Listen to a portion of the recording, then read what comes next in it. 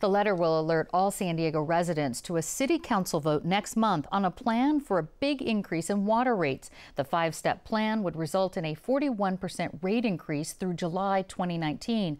But the first price increase of nearly 10% would kick in this January. Here with a closer look at the plan are my guests Brent Eidson with the Public Utilities Department and Don Kelly with the Utility Consumers Action Network, or UCAN, a group that opposes the rate increase. And Brent, San Diegans have met state mandates to conserve water. They have decreased water consumption. So how is water conservation linked to a plan to raise water prices? So water systems are quite complex, as you can imagine. In our case, the city of San Diego, we have to import 85 to 90% of our water from our water wholesalers. So we have to purchase that water. Then we have to treat it.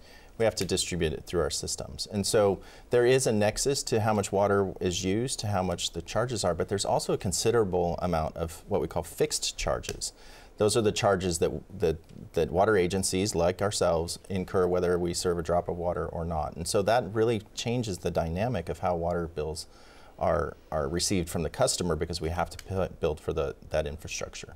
Have you seen a decrease in revenue then because people are conserving water as they should be? Yeah, as you mentioned, the state mandate required the city of San Diego residents to cut by 16%, and in the first 3 months of reporting, we're upwards of 25%. So that is a direct correlation to the revenues the department receives. Do you know about how much revenue loss there's been? Not exactly, but it's pretty much a dollar for dollar, and that's because we operate on what's called a cost of service. We only charge our customers what we need to charge to run the system. We don't have any additional revenues we collect. We're not an investor-owned utility that has profit margins or anything of that nature. What else are residents paying for besides water use? You talked about these fixed rates on their bill. Yes. What kind of things is that paying for? Well, you're paying for infrastructure, right? You're paying for the pipelines and the treatment plants and the pump stations that get the water to every one of our customers.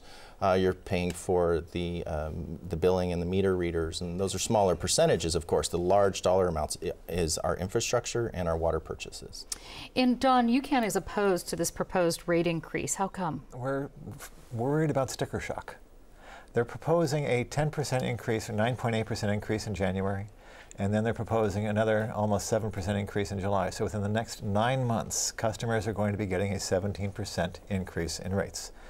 We understand that the water department is doing a very good job, and they're trying as hard as they can, and we actually applaud them. We have very good relationships with them. But we're hopeful that there is a way to either restructure, redesign, or at least lessen the impact of the rate increases that are coming. We know that they have to collect the amount of money to run their system to provide water at reasonable prices to the citizens of San Diego, but we're concerned that they're asking, the way that they have structured this water rate increase is going to be extraordinarily difficult for a number of customers. What would an acceptable rate increase look like to you? Right now we have asked the water department to give us information. We're still waiting to find out what it is, how much money they actually need to have year over year, and what we're hopeful is that the water department would consider an increase once per year. So, for example, the 9.8% increase in January, followed by an increase next January, as opposed to January and then July. And Brent, what do you think about that? Well, as we mentioned earlier, we operate on what's called the cost of service. And so we look at what our costs are to provide the service to our customers, and the rates that we're proposing meet that test. And that's a constitutional test where we have to and can only charge them what it costs. And so a proposal such as one that Mr. Kelly's presenting may not meet that legal requirement of the cost of service. And I say may or may not because we haven't done a full analysis, but on his exact proposal. But I will say that to the point about helping the customers on the front end in this beginning of this rate increase, because it is significant, the department is using $32 million from our reserves just to make sure that we didn't have to raise them even higher. We have obligations that we have to meet, and that's what these rate increases go for. San Diego residents, though, can protest this planned rate increase, and how can they go about doing that? Absolutely. So again, Proposition 218 allows our customers to have a voice in this process, and that's where they should be receiving in the mail as early as today a notice from us, the Public Utilities Department in the City of San Diego, with great detail explaining the proposal, and then also explanations of how they can weigh in with City Council before they take a vote. Right, there's a letter on the back that they can sign. That's right, we've included a protest form on the back. All right, Brent Eidson and Don Kelly, thank you so much. Thank you. Thank you.